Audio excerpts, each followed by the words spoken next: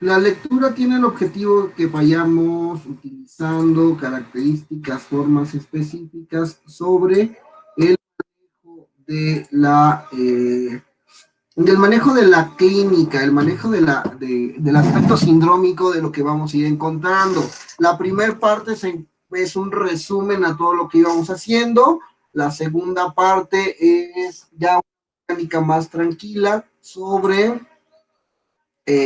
los aspectos funcionales, los aspectos específicos que nos van a estar mencionando de las enfermedades que vamos a encontrar según cada uno de los bloques, según cada una de las características, ¿vale? ¿Quién es Marta? No recuerdo a alguien que se llame Marta, aunque ella se llamaba Marta. Bueno, hola Cris, ¿cómo estás? Bueno, vamos a seguirle, ¿de acuerdo? Si prestamos atención a la pantalla, observamos que vamos a estar observando las características de los lóbulos. Ajá, sí, es lo que veo, o lo que leo. Vamos a estar observando las características de los lóbulos parietales, ¿va? No me voy a detener mucho en esto porque incluso ya son cosas que pudimos ver durante el tiempo que estuvimos al pendiente, pero eh, que dentro de la clase anterior y esta, pero pues ya vamos a continuar con el proceso más diagnóstico, más sindrómico que tenemos que encontrar. Las áreas asociativas, creo que sí valdría la pena que lo pudiéramos comentar. ¿Cómo lo interpretan? Recuerden que cada uno de los bloques de cada uno de los lóbulos va a tener una función específica para poder lograr, para poder establecer, para poder caracterizar las formas de uso que se tiene para la ejecución de toda la conducta voluntaria.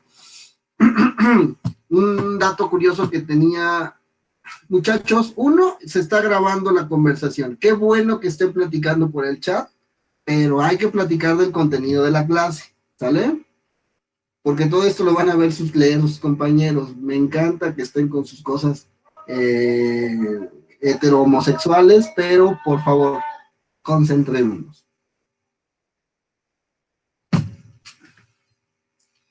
Entonces, las áreas asociativas del lóbulo frontal van a observarse, van a estructurarse y son importantes porque van a estar alrededor de una tercera parte del cerebro. La lectura menciona que el 30% del cerebro pues es frontal, mientras que en otros mamíferos es entre el 17 y el 7%. Los perritos son solamente 7% de lóbulo frontal, muy poquito en comparación con nosotros.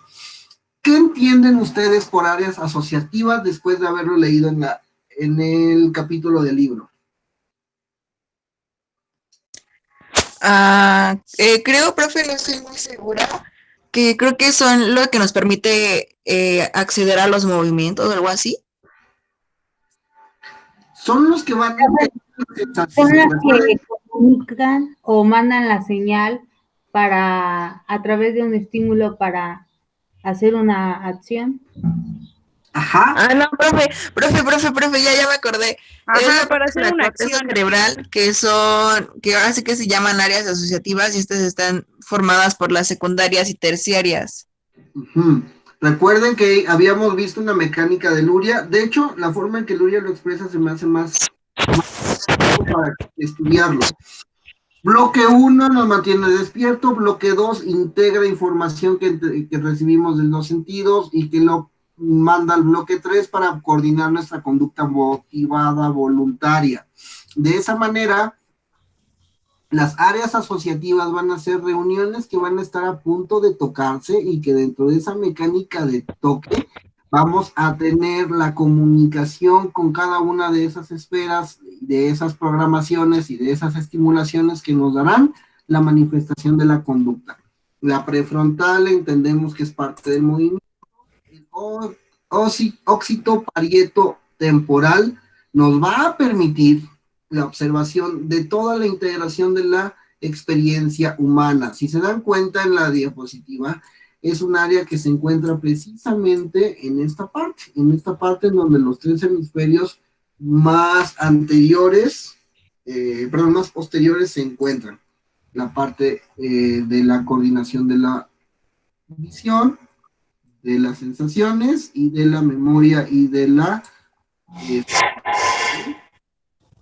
una vez que lo hemos comentado, también área asociativa que es el sistema límbico.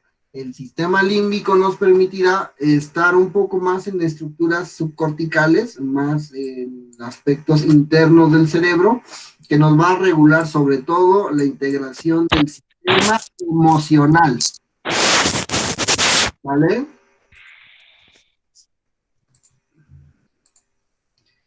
Entendiendo esto, vamos a seguir con la diapositiva de las unidades funcionales. Entiéndase que las áreas asociativas nos permitirán recuperar las conductas humanas y las funcionales nos permitirán empezar a explorar esta parte que se integrarán en las áreas asociativas.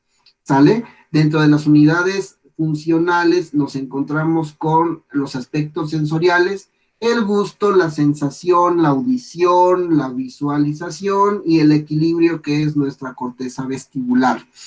Algo que nos comenta la lectura es de que no hay una evidencia tan tácita como el aspecto citoarquitectónico para entender a las unidades funcionales de manera primaria, secundarias y terciarias. Dicen de hecho que son características tanto secundarias como terciarias, porque no hay una manera de diferenciarlas con distintos tipos de neuronas o con distintos tipos de voltajes o funciones. Entonces, aquí tenemos más o menos una mapa de Brodmann en donde podemos ver esas áreas, pero que esas áreas se van relacionando, se van integrando poco a poco. Dentro de las unidades motoras está este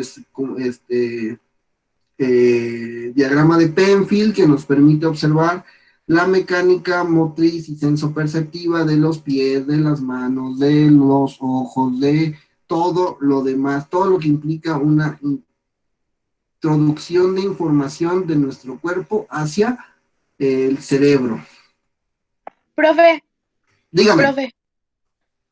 ¿Cómo dijo que se llamaba el diagrama? ¿Diagrama de Penfield o cómo? Homúnculo de Penfield. Gracias.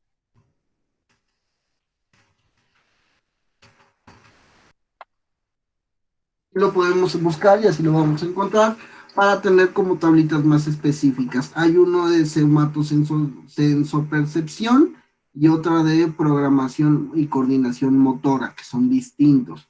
Son áreas del cerebro que se encargan de regular esas características. ¿Vale?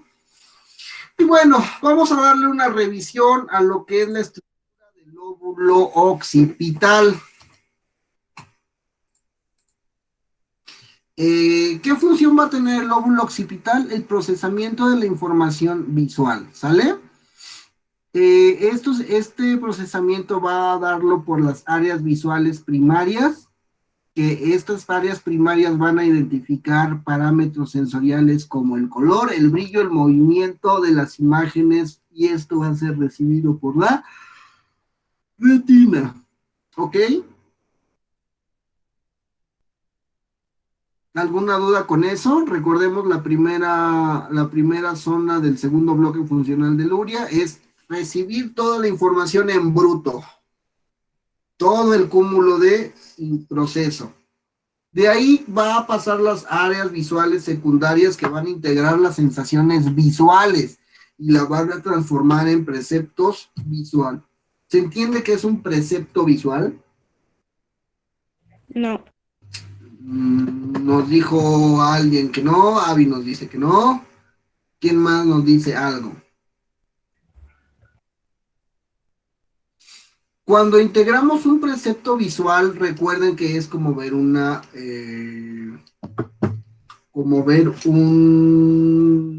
imagen de un retrato, ¿sale?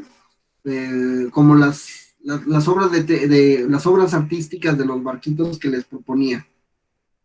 A lo mejor un barquito no va a estar perfectamente dibujado, pero va a tener un juego de sombras, un juego de pinceles, un juego de colores que nos permitirá a nosotros entender que es un barco. Los colores, las líneas, las formas, las texturas son información primaria que en áreas secundarias se van a integrar para poder darle el precepto visual de barco.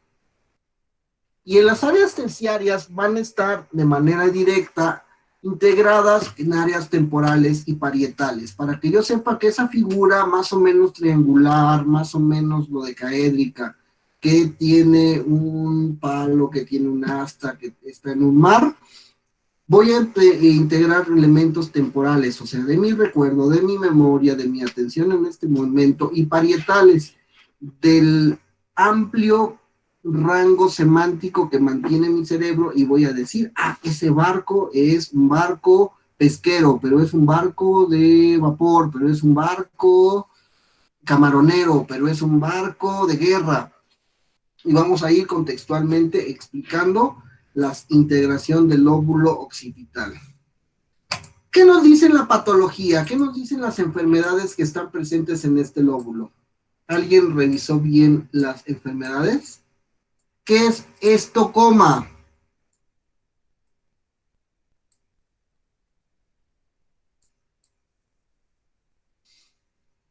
¿Qué es estocoma, chicos? Esta oscuridad creciente es la pérdida de la visión en la zona contralateral de ambos ojos. Exactamente. Puede ser contralateral, pero puede ser lateralizada de la misma manera. Vamos a perder un punto de visión específica en uno de nuestros hemisferios ópticos. ¿Sale? Es la ceguera parcial, temporal o permanente. Que existe en un segmento de este campo visual, como el que se puede observar en la diapositiva. Ok, ¿qué sería entonces una ceguera cortical?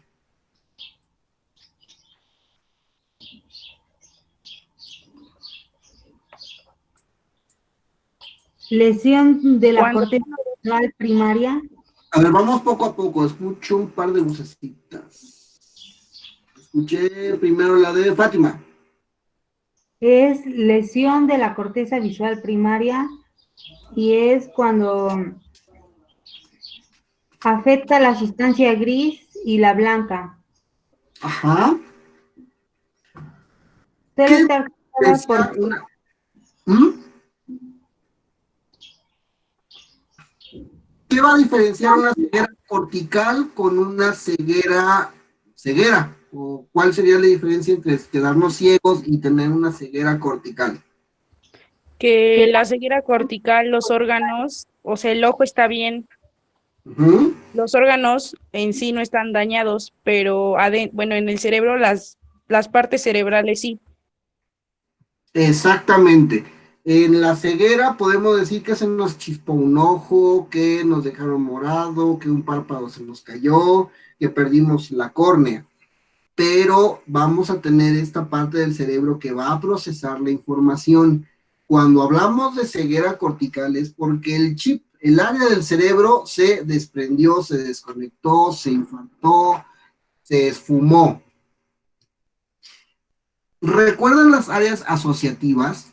Estas son importantes recuperarlas. ¿Por qué? Porque digamos que todo el cerebro se integra de manera paralela con el uso del occipital. El occipital que interviene, que interpreta símbolos, que interpreta sombras, que interpreta rasgos. Si nosotros no tenemos este occipital al 100, también vamos a alterar aspectos parietales y temporales. Hay un caso en el hombre que confundió a su esposa con un sombrero, en donde mencionan que cuando existe una persona con ceguera cortical, también tiene unas repercusiones específicas sobre sabores, sobre colores, sobre olores, porque le dificulta encontrar la forma del rostro de la persona, pero también se le dificulta integrar el sabor de una manzana, la textura de una fruta, y demás rasgos en su percepción diaria. No solamente perdemos un concepto como si nos los quitaran, sino que toda nuestra interpretación de la realidad cambia porque las áreas asociativas están altamente vinculadas unas con las otras. ¿Va? ¿Qué sería una agnosia visual? También nos las menciona la lectura. ¿Qué es una agnosia visual? Cuéntenme. Gaby. Yo, profe. Avi. Aquí estoy. Cuéntame, ¿qué es una agnosia? Yo soy. Ok. La agnosia visual es como tal un trastorno perceptivo adquirido por daño cerebral Uh-huh. en la que la persona está afectada, según recuerdo, por una incapacidad de reconocer a través de la vista, ¿no? Yo, profe. Exactamente. A ver, uno por uno.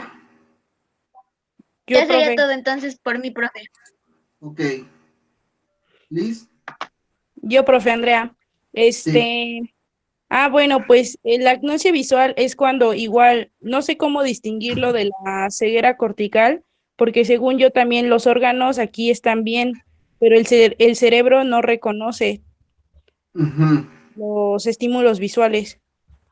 Vamos a tener áreas más asociativas en ese proceso, ¿sale? Ahorita me explico. Normalmente tenemos esta área, tenemos el parietal que se encuentra ahí conservadito, ¿no? Si desconectamos todo el parietal, vamos a tener una ceguera cortical, o sea, nada va a poder ser interpretado de los ojos. Los ojos van a recibir información, pero no va a poder interpretarse esa información. Cuando hablamos de una... Uy,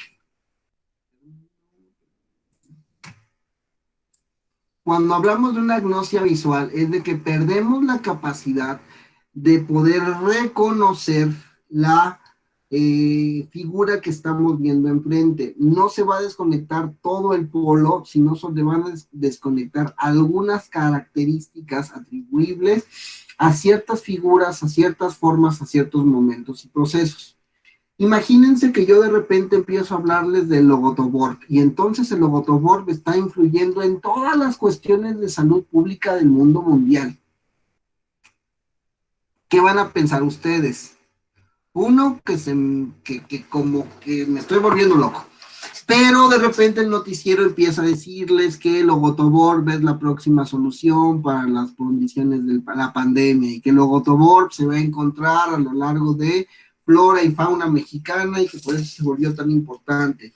Y el logotoborg es una situación muy práctica para resolver también enfermedades como, respiratorias como el tabaquismo y shalala. En ese momento, si bien existe un concepto, cuando hablamos de una agnosia visual, no se puede conceptualizar el concepto, o sea, no se puede recuperar, no se puede encontrar, no se puede utilizar, porque el concepto deja de ser, deja de estar presente en la mecánica de la situación, en la mecánica del cerebro de las personas. En este caso, veamos el ejemplo. Está un chico con un plátano en la mano y cuando intenta denominarlo o conceptualizarlo, va a aparecer un concepto, quizá en el mejor de los casos, cercano a lo que tiene, que en este caso son unas uvas. Pero cuando ponemos otro concepto extraño, la denominación, o sea, la comprensión de la forma que tiene enfrente, no podrá realizarse, porque no existe estructura que nos permita realizarla. ¿Va? ¿Queda un poquito más comprendido agnosia visual?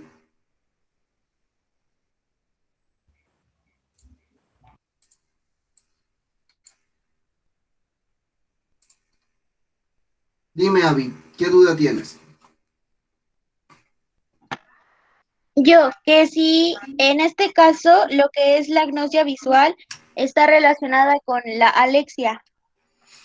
Son parte de las habilidades que se van perdiendo en caso de tener un traumatismo, un evento metabólico o demás características. Pero alexia se refiere más a un tipo específico de pérdida. Agnosia se refiere más a otro tipo específico de pérdida. Ambos son as, pero una responde más a figuras, formas, fondos y otra responde más a un sistema de lectoescritura, que la lectoescritura también se distribuye por todo el cerebro de manera específica y tácita. Cuando hablamos... Entonces, ¿una agnosia puede estar relacionada con un síndrome o no? ¿Son La separadas? agnosia, la afasia, la apraxia, la alexia, son síndromes cada uno. ¿Por qué? Porque repercuten en determinadas características específicas diferenciadoras de todos los demás síndromes. Ok, ya me quedó claro. Perdón, profe, gracias. Nada de perdones, usted pregunta. Hay que dejarnos bien clarito todo este contenido, ¿va? Bueno, y las alucinaciones visuales van a estar presentes en función de una mecánica de producción de las imágenes. Recordemos que si cerramos los ojos y empezamos a imaginarnos un escenario, empezamos por las sensaciones hasta que llevamos al uso de esas sensaciones al occipital, es como vamos estructurando películas. Los sueños pueden ser unas alucinaciones, pero que como no están contenidos en la realidad, pues no son benignas, ¿sale? Estas alucinaciones son aspectos modificados de la percepción visual de todos los pacientitos que tengan su duda con el analizador.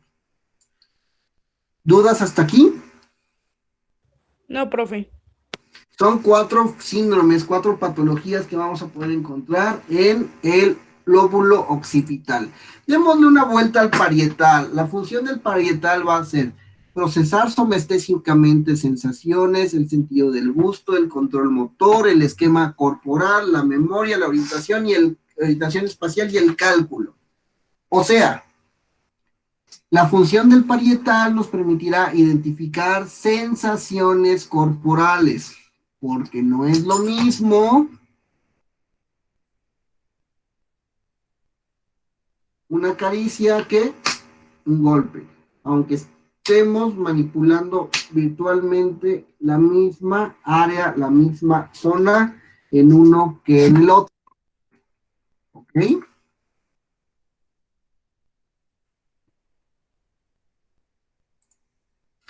El sentido del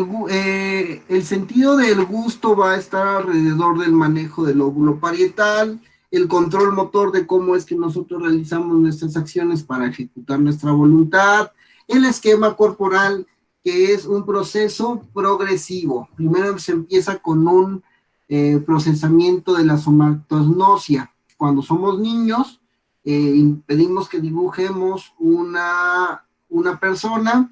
Lo dibujamos sin pies, lo dibujamos sin pantalón, lo dibujamos sin cuello. Y es hasta que nos hacemos cada vez más y más y más y más y más expertos en que vamos dibujando detalles, prendas de vestir, detalles en los dedos, rasgos del cuerpo, etcétera, etcétera. Este procesamiento va a entrar de manera clara, individualizada a cada uno de nosotros y tendremos la construcción de un esquema corporal, de lo que implica tener mi cuerpo, mi estatura, mi color de piel, mis rasgos fundamentales. Otra característica del lóbulo parietal es la memoria sensorial, que yo pueda tener un recuerdo de lo que ha ocurrido en los últimos momentos. El dolor, de dónde viene mi sensación de amargo en la boca, de dónde es que está mi cansadez, mi pesadez en el descanso, en la cara, en el dormir. Todas esas características sensoriales tienen raíces en la memoria. Y la orientación espacial, ¿a qué creen que se refiere a orientación espacial? Ya la hemos visto. ¿Del lugar? Ajá. Es el que nos permite mantenernos regulados sobre dónde estamos, con quién estamos, qué estamos haciendo. Una característica del parietal también va a ser el cálculo. ¿En qué momento vemos que el cálculo necesita una condición de posicionamiento? A veces con la técnica Carlos es más grande que Hugo, pero menos que Luis. ¿Quién es el más alto? Lógicamente, Luis, pero no intuitivamente, ¿vale? O sea, sí es el más alto, pero si preguntas a uno, va a decirte que el otro por la lógica de la orden de la relación entre familia. ¿Cuál es la patología parietal que vamos a encontrar? Esta sí está bien bonita. Bueno, toda la patología es bien bonita, salvo cuando la tienes, ¿verdad? ¿Qué es un síndrome de Gershman?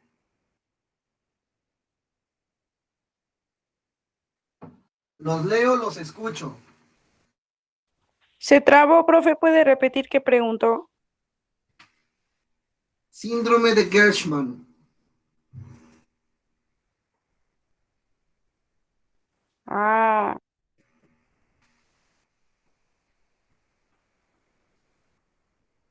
¿Lo buscaron, lo revisaron? No mientan. Profe, Dime. la incapacidad para reconocer o nombrar los dedos de las manos o Ujú. desorientación. Recuerdan que habíamos visto que la construcción parietal se va desarrollando a lo largo del tiempo. Incluso hay momentos en que nosotros tenemos pequeñas manifestaciones del síndrome de Gershman. ¿Recuerdan cuando éramos niños? ¿se afecta en la tercera edad? Se afecta en la tercera edad, pero también ocurre en etapas iniciales de la vida. ¿Recuerdan que cuando éramos niños hacíamos este jueguito de que ponemos las manos acá, doblamos, intentamos saber qué dedo es cada cual?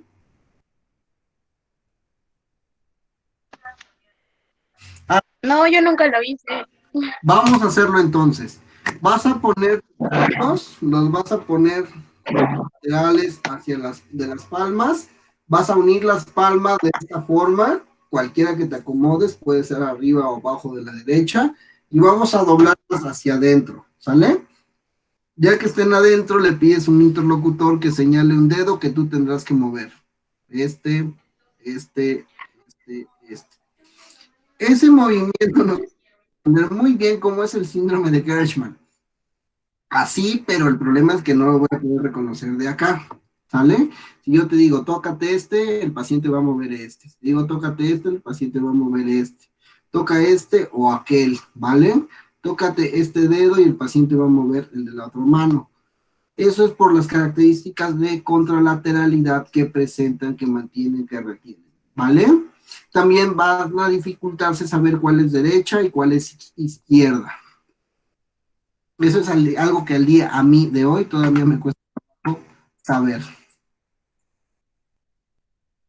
Bueno, ¿qué otra cosa? El síndrome, y vamos a observarlo más o menos con esta mecánica, ¿no? El síndrome de mi negligencia, ¿cómo lo obtenemos? ¿Cómo creen que sea? ¿Alguien lo leyó?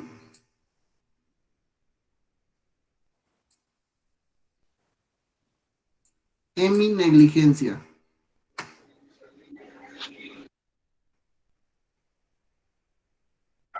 Ya te salió. ¿Puede repetir, profe? Es que se trabó.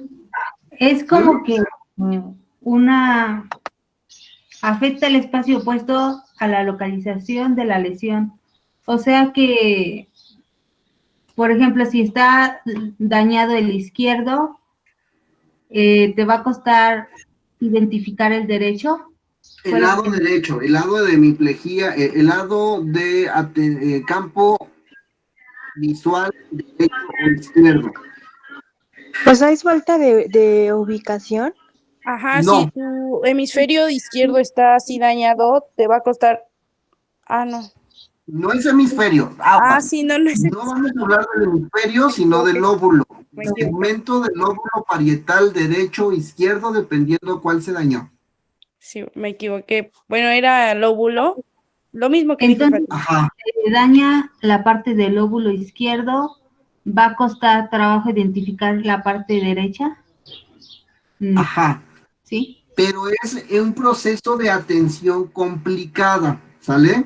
Vean la presentación que está poniendo. Al paciente se le pide, ¿sabes qué? Tienes que dibujar la imagen que se encuentra a tu derecha.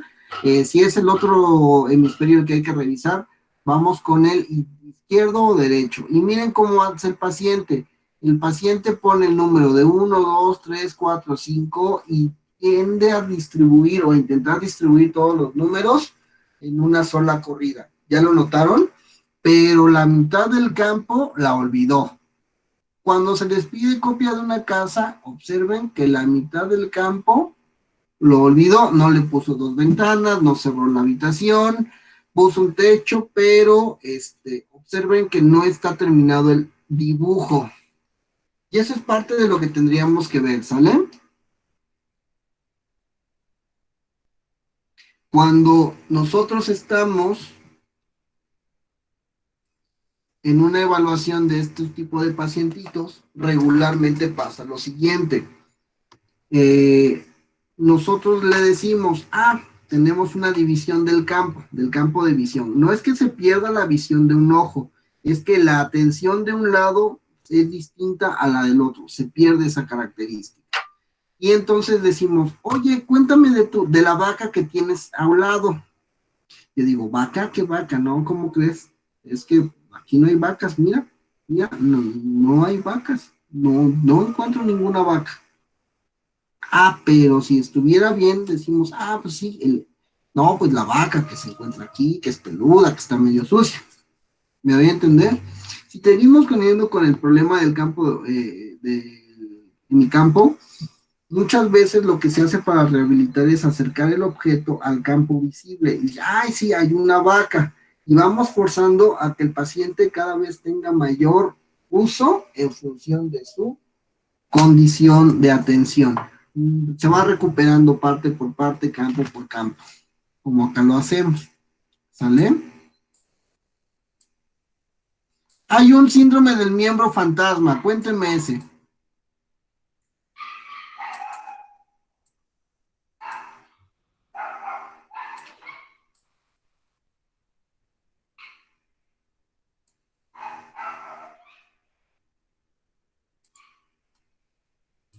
Síndrome Profe, a ese yo no le entendí.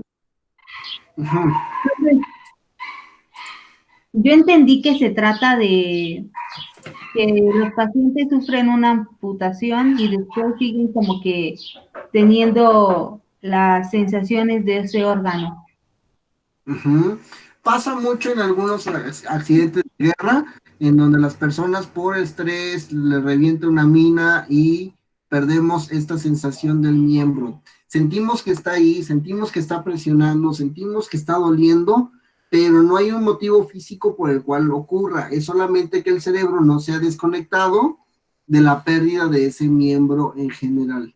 Una situación de espejos, una situación de un proceso de rehabilitación regularmente muy rápido, y las personas dejan de sentir esa sensación de que algo está ahí, de que algo está colgando, de un miembro fantasma, ¿sale?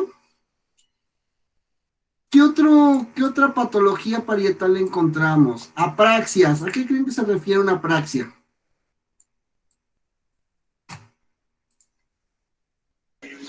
La praxis es cuando eres incapaz de llevar una tarea a cabo, ¿no? O sea, como que te cuesta hacerlo. ¿Ok? En ese costar hacerlo, no podemos o no sabemos cómo realizarla. No es que confundamos las instrucciones, no es que perdamos la manera en que tenemos que realizarlo, es que se nos olvida cómo estructuralmente hacerlo. Se nos olvida qué ¿En qué orden, pues? O sea, por ejemplo, si, no sé, si voy a ir a correr a las canchas, en lugar de ponerme tenis me pongo zapatos, no. No, porque Nos sigues olvida corriendo. programarlo, ¿no, profe? En nuestra mente ¿Cómo?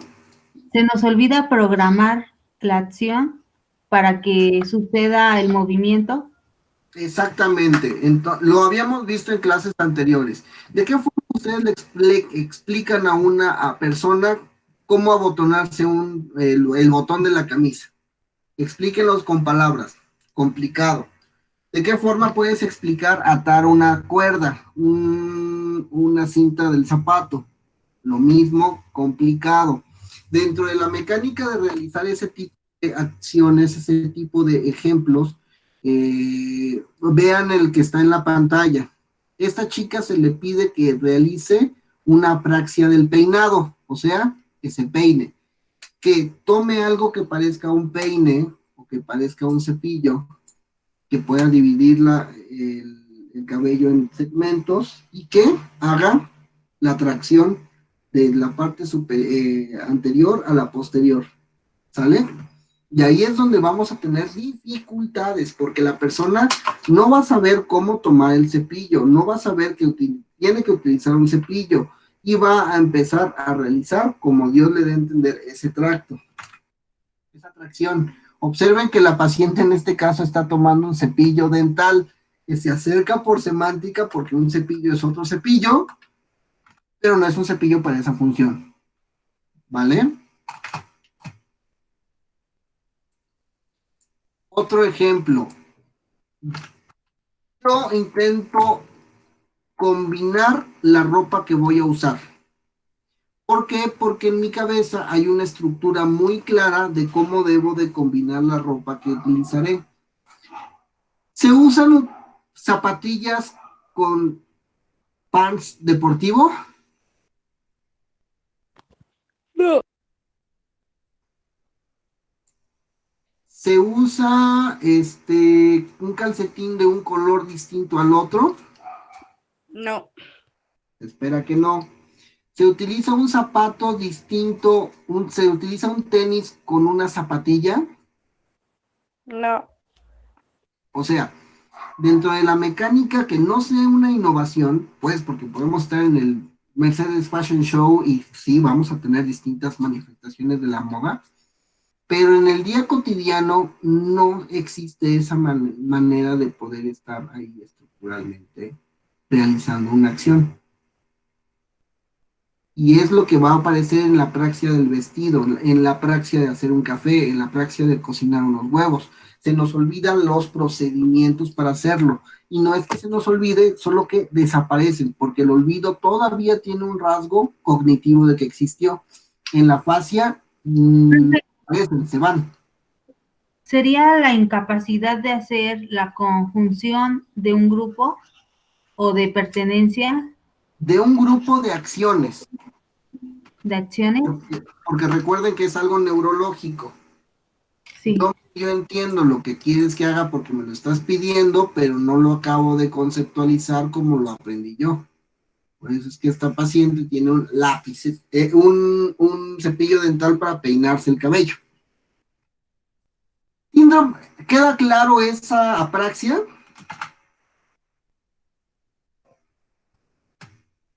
Los leo. No, David todavía me dice que no queda tan claro. No, profe, es que no le entiendo. O sea, como que sabe, pues, o sea, sabe cómo hacerlo, pero no, es que no le entiendo. Es que es confuso, el término es confuso. Pero yo lo entiendo así, o sea que de nosotros de chiquitos ya nos habían enseñado que nos teníamos que peinar con el cepillo para cepillar el cabello, ¿no? Uh-huh. Pero cuando sufre alguna persona esta apraxia, ya no ejecuta esta función como se la enseñan y solamente lo hace con aquello que ella cree que es con lo que se hace, ¿no? Pongamos la praxia del peinado, porque creo que es algo que se puede ejemplificar ahorita, ¿vale? Imaginemos que de repente, ¿se acuerdan de La Sirenita? La película. Ah, que se cepillaba con un tenedor. Exactamente. La Sirenita nunca tuvo la necesidad de cepillarse con un peine. ¿No has visto, Mónica, no has visto a La Sirenita? Sin infancia, Sara. No me llama la atención. Pues mira, hoy no puedes aprender bien neuropsicología por no haber visto Las Princesas de Disney, ¿no? Sin Disney, Sara. No es cierto, miren. Esta chica nunca, aunque ya era adulta, no tenía la necesidad de peinarse, ¿sale? Dentro de esta necesidad, las situaciones mecánicas van estructurando muchos aspectos cerebrales. Entonces le dicen y le regala, bueno, le dicen que tiene que peinarse porque ven un objeto que nunca había visto, que tiene un objetivo, que tiene una finalidad que ella nunca la había percibido. La de un tenedor, que puede ser para peinarse, pero puede ser para comer algo, ¿no? En este caso, nosotros llevamos, siempre nos peinamos súper padre, pero resulta que tenemos un accidente y que perdemos la praxia del peinado. Entonces, cuando nos presentan un objeto como este, nos piden que lo agarremos. Podría ser lógico que lo agarráramos del mango, pero la praxia se caracteriza por olvidar segmentos importantes. Este mango es algo que se replica con un sartén, con un cepillo dental, con una agarradera, porque es un mango, sirve para que ergonómicamente pongamos la mano en él, ¿no? Bueno, esa praxia se daña al punto en el que nosotros no podemos generalizar el uso de mangos y a veces lo tomamos por acá, o a veces lo tomamos así, o a veces lo tomamos asado, o a veces lo usamos de esta manera. ¿Por qué? Porque la forma correcta de hacerlo la dejamos de saber, la dejamos de entender. Eso es lo que se pierde en las apraxias. Características específicas del momento, no de la habilidad, porque lo que podemos hacer es hacer esto y vamos a intentar hacer esto. Pero si observan, la mecánica del peinado está conservada. No es hasta que existe una educación para que se pueda decir que existe el peinado, ¿vale? Pero son estructuras básicas de la forma, del cómo, del dónde. Mauricio, entonces si yo no sé componer un motor de auto, ¿estoy en una apraxia del mecánico? ¿Cierto o falso? Falso. Falso. ¿Por qué? Porque se llama aprendizaje. Me diría... ay,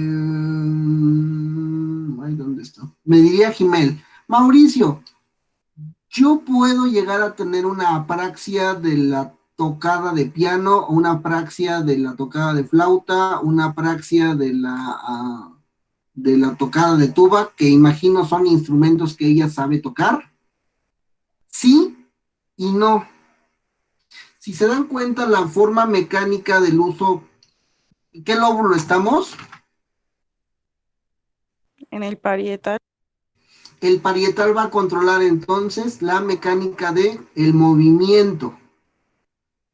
Hay que estudiar la situación y en ese caso, si Jimel olvida cómo tocar, no significará que deje de olvidar o que pierda práctica, significa que la curva de aprendizaje disminuye, pero muy probablemente sabe cómo, dónde y cuándo poner los dedos, cómo, dónde y cuándo utilizar una postura para tocar cada uno de esos instrumentos.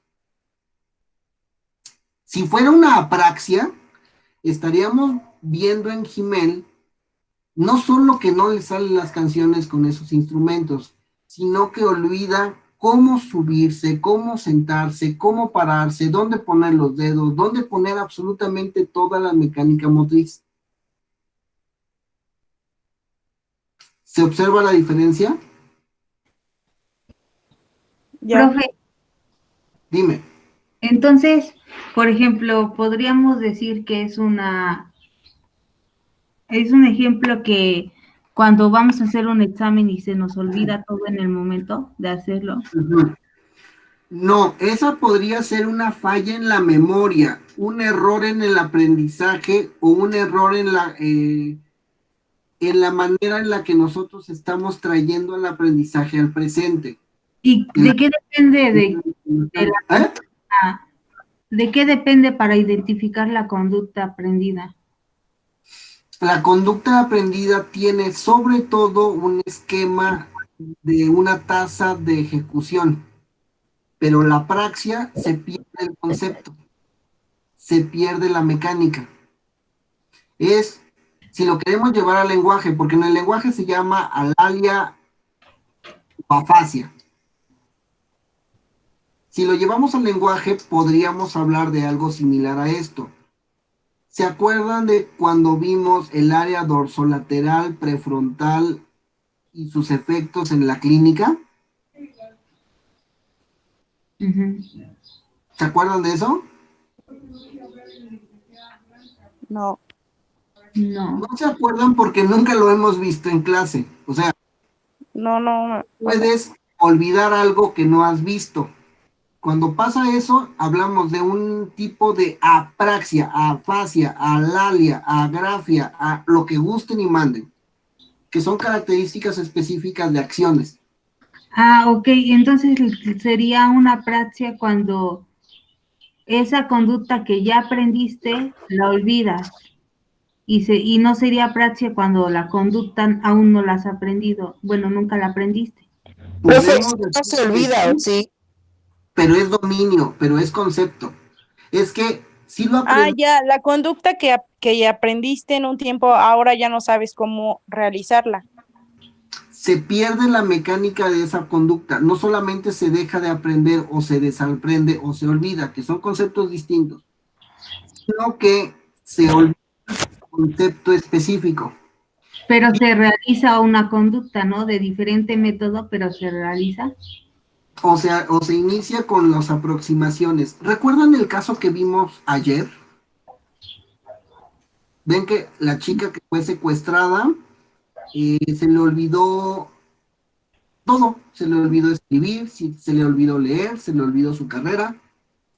Podríamos decir en ese segmento que cuando la chica olvida cómo escribir, tenemos un caso de agrafia, porque olvidó el tracto de escritura.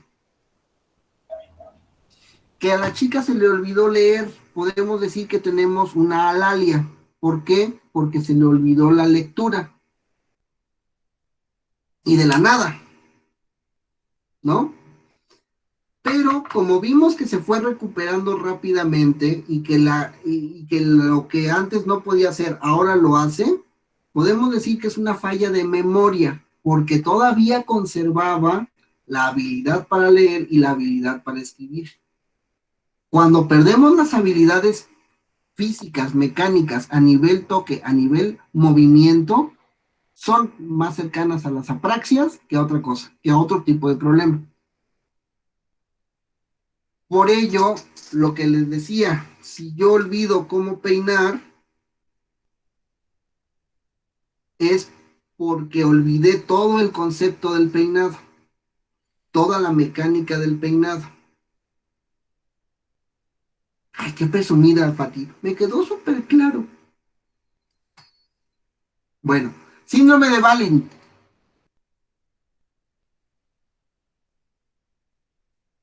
¿Alguien revisó qué es el síndrome de Balin?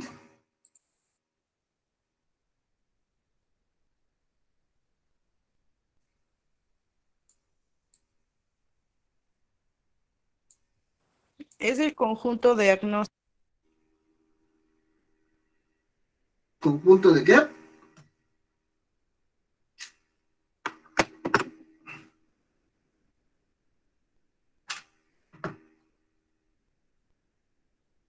Incapacidad para percibir lo visual, exactamente. El síndrome de Balin se caracteriza por que el paciente, aunque quiera, aunque lo desee, aunque lo intente, no va a poder poner atención en el objeto donde quiere poner atención. Imaginemos que yo tengo aquí este vector pegado, ¿no? Que tengo esta imagen, que tengo esta punta que me va a decir más o menos dónde se encuentra mi atención. Cuando me dirija a el otro monitor, van a observar que yo no estoy viendo la cámara, ¿no? Entonces estos pacientes pues tienen dificultades para concretar dónde se encuentra su atención. Digamos que tenemos la tarea de que vamos a cerrar esta pluma. Entonces yo con mi otra mano estoy en pendiente de cómo cerraré la pluma. Mi último grado de atención va a ser hacer que la pluma entre en el lápiz. Y lo voy a intentar y voy a hacer algo por el estilo. Entonces, tengo que meterlo. Voy a prestarle atención a esta parte y le voy a prestar atención a esta parte, pero cuando intenta meterlo, no voy a poder lograr tener un foco atencional en el último momento, ¿sale? Lo que para nosotros es muy normal hacer esto, prestar atención a este momento, va a haber pacientes que no lo logren hacer porque no pueden concentrar su atención en el objeto dirigido. ¿Sale? Permítanme un segundo.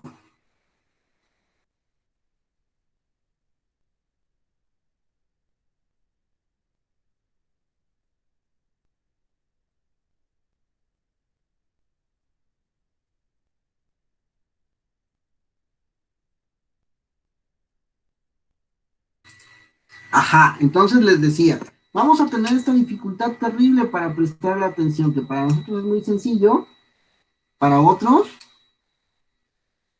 va a ser azaroso, ¿sale?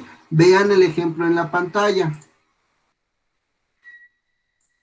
El pacientito se encuentra con grandes dificultades para realizar ese movimiento.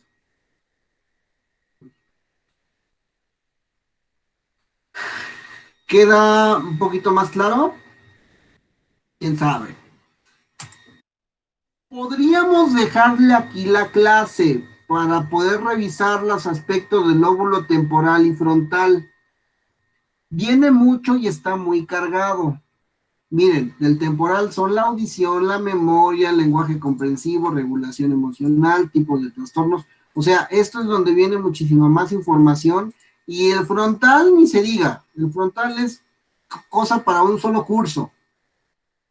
Pero no los quiero saturar con información porque si no después vamos a tener más problemas. ¿La dejamos aquí? Bueno, lean por favor.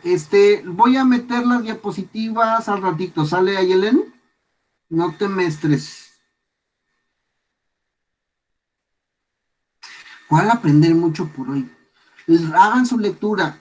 Vuelvan a leer, si pueden, vuelvan a leer, por favor, esta parte del área temporal y del lóbulo frontal, porque el temporal va a tener un alto involucramiento en el aspecto del manejo emocional de muchas actividades, y el frontal es de programación de conducta voluntaria.